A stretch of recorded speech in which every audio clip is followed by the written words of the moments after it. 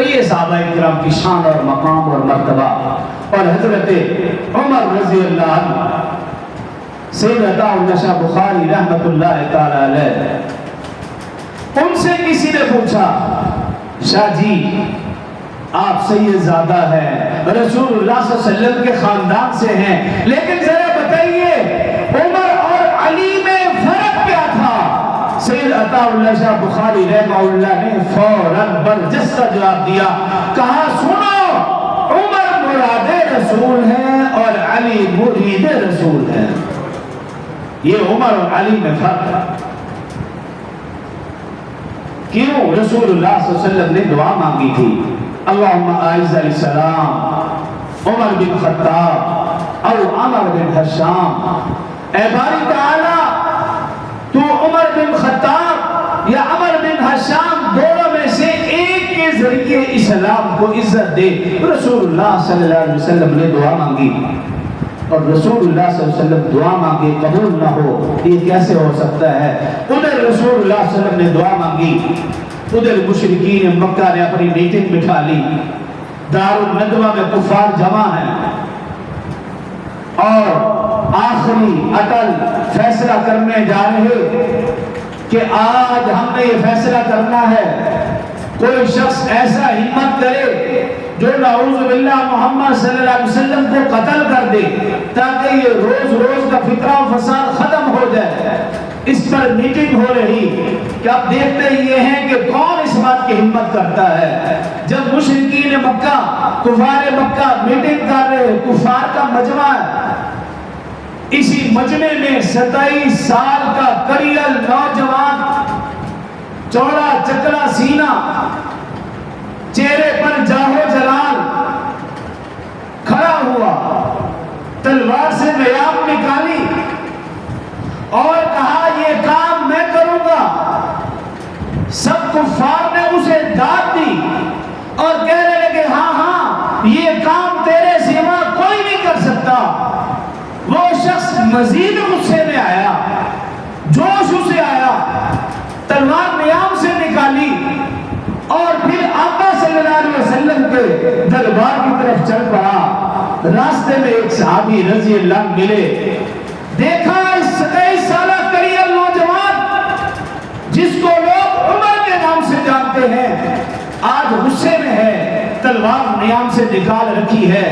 پوچھا بھی خیر ہے کہاں آج میں روز کا فتنہ فساد یعنی نعوذ باللہ محمد صلی اللہ علیہ وسلم کا سر قلم کرنے جا رہا ہوں وہ صحابی رسول تھے عمر نہیں جانتا تھا کہ یہ بھی صحابی ہے کہاں پہلے اپنے گھر کی خبر لو تیرے گھر میں تیرے بہنوئی اور تیری بہن وہ بھی کلمہ پڑھ چکے ہیں اپنے آباء و اجداد کا دین چھوڑ کر وہ بھی مسلمان ہو چکے ہیں جب یہ سننا تھا عمر کا غصہ مزید بڑھ گیا فوراً اپنے بہن کے گھر کی طرف گئے اور جب پہنچے کیا دیکھتے ہیں کہ اندر سے قرآن پڑھنے کی آواز آ رہی ہے غصہ مزید بڑھ گیا بس دروازے پر دستک دی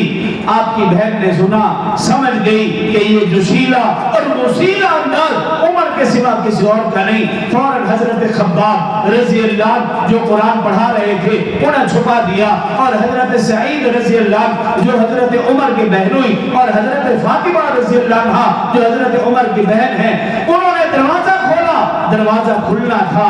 عمر فوراً اپنے بہنوئی حضرت سعید رضی اللہ عنہ کی طرف بڑھے اور انہیں مارا اتنا مارا کہ وہ بے ہوش ہو کر گر پڑے پھر اپنی بہن کی طرف بڑھے انہیں تھپڑ مارا ان کے ناک سے خون جاری ہو گیا اور پھر بہن نے کہا اے عمر سن تو نے جتنا مارنا ہے مار لے میں تیری بہن ہوں جس ماں کا دودھ تو نے پیا ہے میں نے بھی اسی ماں کا دودھ پیا ہے تو جتنا چاہے مار لے اب جان تو جا سکتی ہے کملی والے کا کلمہ نہیں چھوڑا جا سکتا تو جان لینا چاہتا ہے لے لے جب عمر نے اپنی بہن کے چہرے پر خون دیکھا آخر بھائی تھا نرم ہو گیا کہنے لگا ہے بہن مجھے بھی بتاؤ تم کیا پڑھ رہے تھے بہن نے کہا بھی نہیں یہ مقدس کتاب ہے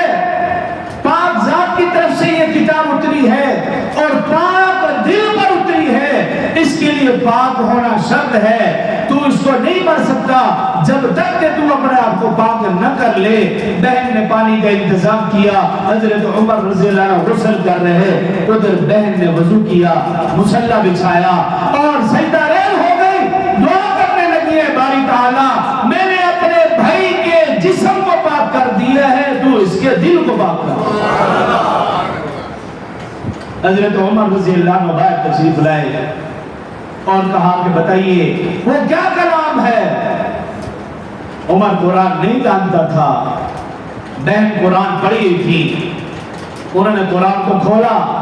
16واں سپارہ سورہ طٰہٰ نکالی، طٰہٰ ما انزلنا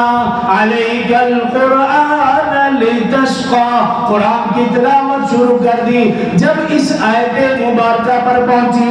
اننی انا اللہ لا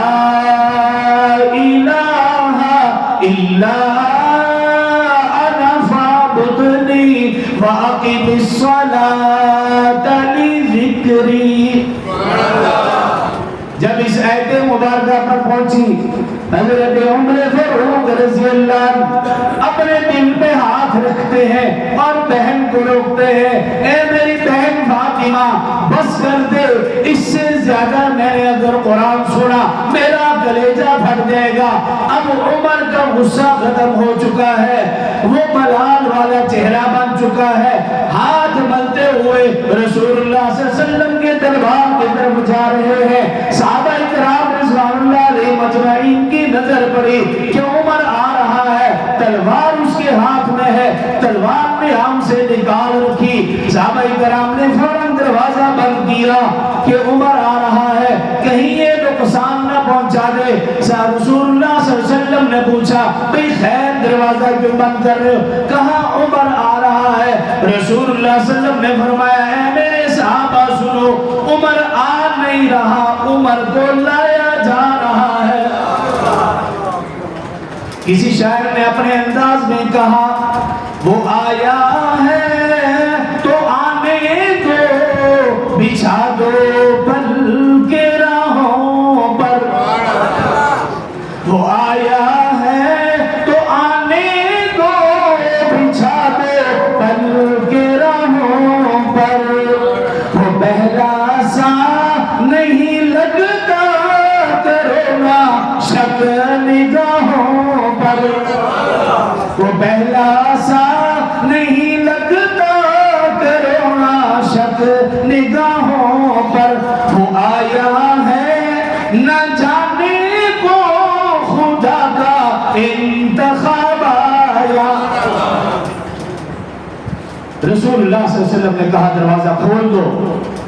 عمر آیا نہیں، آج اس کو لایا جا رہا ہے۔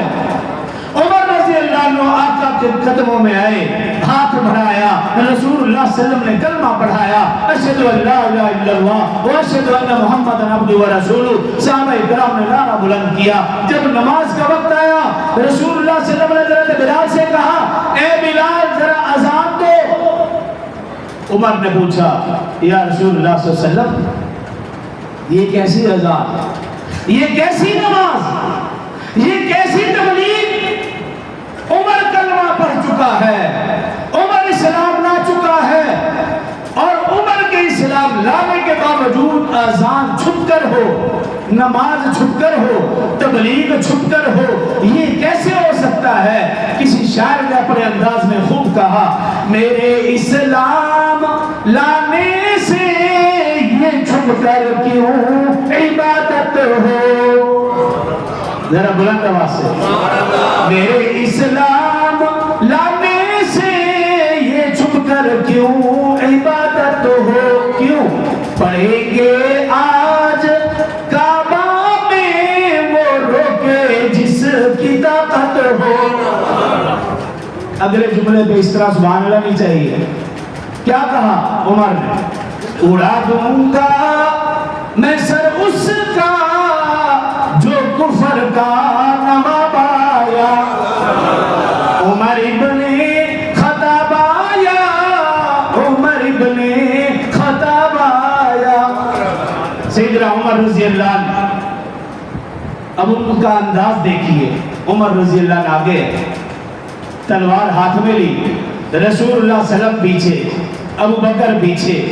عثمان پیچھے، علی پیچھے، طلحہ پیچھے، زبیر، سعد، سعید، عبد الرحمن بن عوف، ابو عبیدہ، 38 صحابہ کرام کی لمبی لائن. 40ویں نمبر پر عمر فاروق رضی اللہ عنہ نے کلمہ پڑھا. صحابہ کرام کی لائن خانہ کعبہ کی طرف جا رہے ہیں. کفار تو عمر کا انتظار کر رہے ہیں کہ نعوذ باللہ آج محمد صلی اللہ علیہ وسلم کا سر لائے گا. لیکن جب عمر رضی اللہ عنہ پہنچے، للکار کر کافروں سے کہا ہے کفار سنو، آج وہ میرے سامنے ہے جس سے اپنی بیوی کو بیوہ کرانا ہو، بچوں کو یتیم کرانا ہو. کفار سمجھ کے سب کفار کی زبان پر ایک ہی جملہ تھا، لگتا ہے کہ آج مسلمانوں نے ہم سے بدلہ لے لیا ہے.